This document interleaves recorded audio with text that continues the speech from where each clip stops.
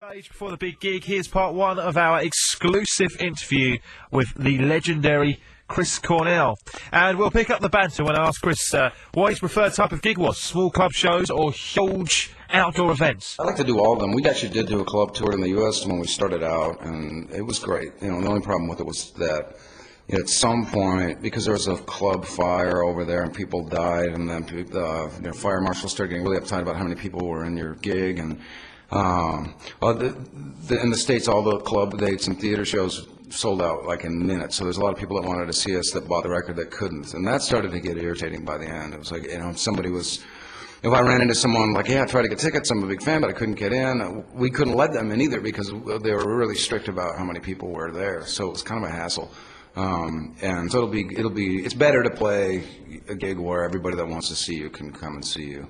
But I like all size rooms. It doesn't make I don't feel any different having a great show in front of 3,000 people than in front of 30. It's all the same to me. I mean, if everyone's having a great time, I have a great time. And, you know, it's a really powerful feeling to play in front of 40,000 and have everybody just going off. But it's a different thing, you know, and less people and they're all going off. It's like it's hard to describe, but it's just like a closer environment. And but I like all of it.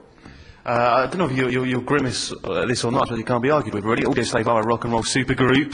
The voice of Soundgarden, the music of Rage Against the Machine, maybe. And there's a few bands like yours doing the rounds at the moment. There's one, of course, Billy Corgan's band. But the weight of expectancy is so huge. Do you ever kind of feel the pressure, or are you beyond that, Chris? I don't. I think for us, you know, at this point in our career, the sort of pressure has been off for a long time in a lot of ways. When you're a young band coming up and you're broke, you know, and you're making $600 a month, you know that at some point you got to have a certain amount of success. Otherwise, people are going to start trying to tell you how to make your music. And there was a period in my career when that was a real concern. Unfortunately, that day never came. And then after, you know, a certain number of years of having success, it's not really the issue anymore. It's a lot harder, I think, to write music that inspires me and to invent something that I can get behind than it is really to make that go over. I think that if you write music that you're inspired by personally, it's bound to appeal to other people too. So we tended to not think about that or worry about it. But audio select special going on tonight on the edge. More from Chris coming up in a moment or two. We just want to play the song that we are kind of in love with on this show. It's Like a Stone. We're going to do that now. Is there anything you want to say about that song, Chris? How it came to be? How much it means to you? Is it a big song on the album for you? That song was actually the first song when you would play the record for people that they would really respond to, and it was sort of chosen as the second single just by everybody. Everybody said, yeah, that one. You know, there was no, and the first single was kind of the same way. We wrote the song so quickly that I don't even know that I can remember the moment that we came up with that. It just sort of happened. They all did, really. But it's definitely a song that I like. Okay, it's time now, though, for part two of our exclusive interview with Chris Cornell, backstage at the Brixton Academy before the big Audioslave gig. This was on Tuesday afternoon in the dressing room of the man himself.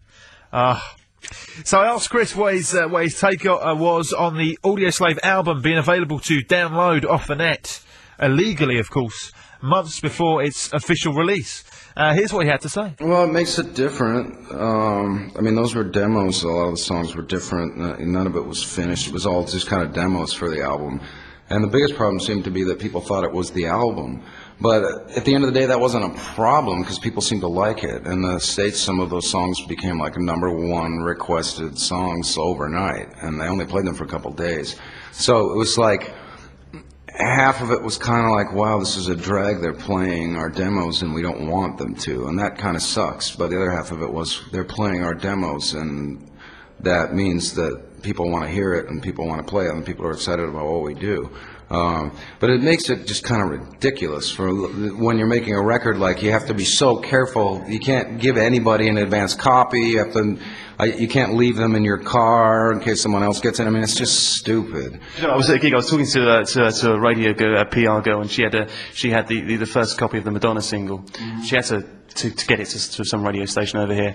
And it's very funny. She said she had 2 huge, 8-foot bodyguards with her. It's just the new Madonna record. What is going down? Do you know what I mean? Yeah, I don't know. I mean, I wouldn't be in any rush to listen to the new Madonna single. I mean, it's all out now, and you can go buy it. And I don't even want to hear it. So. Nice touch. I was on the web this morning going through loads of Audio Slave stuff. You know, you have 5, 6, 7 Audio Slave tribute bands already doing the rounds with their own websites. Do you know? God, no, I didn't know that. We should, 1 album down the line. Yeah, we should take them out on tour. So you've been in the UK for not. You arrived here yesterday? We arrived yesterday, yeah, and really, like when we did Download Festival, we just flew in, played, and left. So this is like, so far, even though we arrived yesterday, it's the longest we've been here on this tour. Always interested to hear. You're over in the UK now. You got any bands from this side of the pond who you're into in particular? Anyone you like? We just did a show at the Stereophonics, and I was really into it. I've only heard little bits here and there, but we showed up. I think it was in Finland, and they were already on stage when we got there. And I couldn't tell right away who it was because they were playing a song I didn't know, and it was just great. And the singer's great. They sounded great. And that's a new band I think that can do a lot. I mean, they're not brand new, but they're to me they're kind of new. Okay, thanks very much for joining us, Chris, tonight. It's been a real honour. It's been a great. I've made my month because I've watched you sound check just 10 minutes or so ago and seen Like a Stone being played to an empty Brixton Academy. It was a moment, man. It was a moment. We're going to play out tonight with an Audio Slave song of your choice. What do you fancy us playing? Well, our next single, I think, Everywhere, is going to be Show Me How to Live, and we made a video for it that we're actually really happy with, which is not always the case. Making videos is different than making records, because you have to describe things visually. But, we made our own video, and this is the next single, Show Me How to Live.